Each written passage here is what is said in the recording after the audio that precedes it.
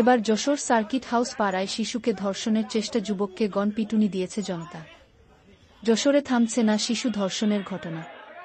ধর্ষণ ও ধর্ষণ চেষ্টায় অভিযুক্তরা কখনো জনতার হাতে ধরা পড়ে গণপিটুনির শিকার হচ্ছে, কখনো আবার আইনশৃঙ্খলা বাহিনী অভিযান চালিয়ে অভিযুক্তদের আটক করছে। এসব অনৈতিক কর্মকাণ্ডের বিরুদ্ধে মানুষও বেশ সোচ্চার। আজ বুধবার ১ মার্চ যশোর শহরের সার্কিট হাউস পাড়ায় এক শিশুকে ধর্ষণের চেষ্টা হয়েছে। স্থানীয়রা অভিযুক্ত যুবক আরমানকে ১-৮ ধরে গণপিটুনি দিয়ে পুলিশে সোপর্দ করেছে। অভিযুক্ত আরমান একই এলাকার মোক টুটুলের ছেলে।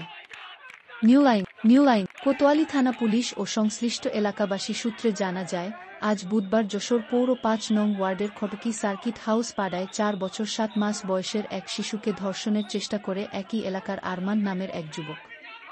সৌভাগ্যক্রমে শিশুটির বাবা মুদি দোকানি দুপুরে খেতে বাড়িতে যান।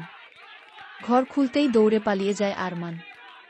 এ সময় তিনি শিশুটিকে ধর্ষণের চেষ্টা হয়েছে দাবি করে চিৎকার দেন।